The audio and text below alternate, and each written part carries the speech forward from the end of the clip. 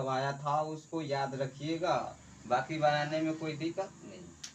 देखिए, एक चारपाई का अंकित मूल्य 15,000 था, लेकिन इसे 1350 में बेचा गया। इस पर कितने प्रतिशत की छूट दी गई? इस पर कितने प्रतिशत की छूट दी गई? तो ये क्वेश्चन हमें नहीं लगता कि अब आप लोग को बनाने में कोई दिक्कत होगा। ठीक है, चलो देखो ध्यान से। सबसे पहले क्या अंकित मूल्य दे रखा है, यानी एमपी दे रखा है कितना, 1300, मतलब 15,000 रुपये दिए गए हैं। अंकित मूल्य कितना दिया है भाई? इसको हिंदी में कहेंगे अंकित मूल्य। ठीक है, और कह रहा है कि लेकिन इसे 1350 में बेचा गया। बेचने की बात कर रहा है एसपी, यानी विक्रय विक्रय मूल्य कह रहा है। ठीक है, विक्रय मूल्य, विक्रय मूल्य बेच कितना में रहा है? बेच रहा है 1350 में। इसका अंकित मूल्य था 15,000 रुपये और बेच रहा है कितने में भाई? 1350 में। अच्छा, ये दोनों का अंतर कितने का होगा? ये देखो, ये दोनों का अंतर कितने का हो जाएगा? 1500 का। क्लियर? दोनों का अंतर 1500 का। हमें क्या निकालना है? छूट प्रतिशत। भाई जो लोग चैनल को सब्सक्राइब नहीं किए हैं वो चैनल को सब्सक्राइब कर लें। हमें क्या निकालना है? छूट प्रतिशत। कितने पर? 1500 पर छूट कितने की मिल रहा है भाई? यानी कि 1500, हमें क्या हो रहा है? अंतर आ रहा है 1500 ना। 1500 पर 15,000, 1500 पर 15,000 गुने 100। क्लियर? अब देखिए ध्यान से, डबल जीरो से डबल जीरो खत्म, एक जीरो से एक जीरो खत्म, और 15 से कट के कितना? 10। यानी छूट कितना हो जाएगा? 10% छूट प्राप्त हो जाएगा। ठीक है, छूट कितना होगा? 10%।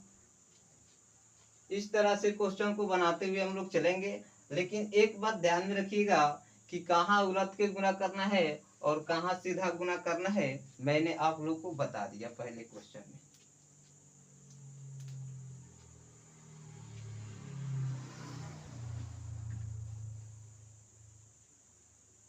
पांच छह क्वेश्चन और कराएंगे इस टाइप का। ठीक है,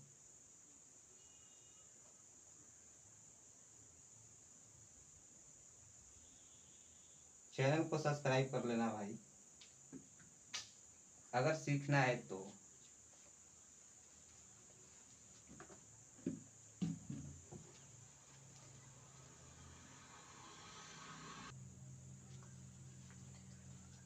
तीन नंबर क्वेश्चन को ध्यान से देखो। ठीक है, 3 नंबर क्वेश्चन को ध्यान से देखो। एक दुकानदार ने एक वस्तु को उसके अंकित मूल्य पर 15% छूट देकर 1326 में बेचता है। कितने में? 1326 में बेचता है। तो वस्तु का अंकित मूल्य क्या है? वस्तु के अंकित मूल्य क्या है? एक दुकानदार ने एक वस्तु को 1326 एक दुकानदार ने एक वस्तु को उसके अंकित मूल्य पर कितना छूट दे रहा है? 15%। अब बेच रहा है कितने में? 1326 में। तो अंकित मूल्य बताना है।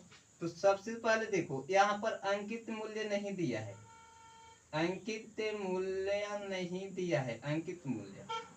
ठीक है, ये हुआ अंकित मूल्य। देखो छूट की जो प्राप्ति कर रहा है ना भाई, जो छूट दे रहा है वो 15% दे रहा है। कह रहा है कि हम छूट आपको 15% दे देंगे। ठीक है, छूट कितना देगा? 15%। फिर भी वो कितना में बेच रहा है? छूट 15% देने के बाद भी वो बेच रहा है कितना में? विक्रय करो। फिर भी छूट देने के बाद बेच रहा है 1326 में। 1326 में बेच रहा है। तो वही कहा जा रहा है कि वस्तु का अंकित मूल्य क्या है? वस्तु के अंकित मूल्य क्या है? तो आप ध्यान से सीखिएगा। ठीक है, बिल्कुल ध्यान से आप सीखिएगा। मैं कुछ इसमें बताना चाहता हूं। अंकित मूल्य आपसे पूछ दिया, ठीक है। अंकित मूल्य छूट प्राप्त हुआ और 1326 में बेच दिया। तो आप ये सोचिए कि आप छूट का मतलब 15% छूट का मतलब क्या हो जाता है भाई? 15% छूट का मतलब हो जाता है 85/100। 15% छूट का मतलब 85/100। क्लियर? यही ना हुआ। और जब हम विक्रय मूल्य से अंकित मूल्य की ओर आ रहे हैं तो भिन्नात्मक मान के उल्टा गुना करेंगे, यानी 1326 गुने ये जो 85/100 है, इसको हम क्या कर देंगे 100/85। 100/85 क्यों? क्योंकि हम विक्रय मूल्य से अंकित मूल्य की ओर आते हैं तो ये भिन्नात्मक मान के उल्टा गुना करते हैं, यानी 85/100 है तो इसको हम उलट के कर देंगे क्या 100/85। क्लियर? अब देखो क्वेश्चन समझो। इसको का तो 5 से तो हो जाएगा 17, इसको का तो 5 से तो हो जाएगा 20, ठीक है। 5 से का तो कितना 20, और इसको 5 17, अगर 17 से इसी को काटोगे तो हो जाएगा ये कितने 78, ठीक है। 17 से अगर काटते हैं तो ये हो जाएगा 78, और 78 गुने 20 करेंगे, ठीक है। 78 गुने 20 करेंगे, गुना करके देखो कितना आंसर आ रहा है। 78 गुने 20, ठीक है।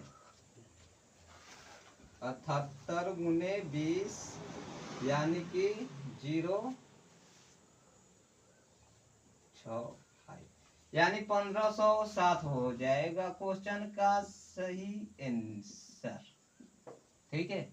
अब किसी को बनाने में कोई दिक्कत? अंकित मूल्य कितना हो जाएगा भाई 1507 रुपया।